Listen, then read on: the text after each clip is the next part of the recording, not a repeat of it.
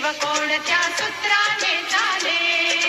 कोण बोलतो राजा आणि कुठले दळहाले, प्रारंभी जे अद्भुत वाटे गहन भीतीदारी, या विश्वाचा स्वभाव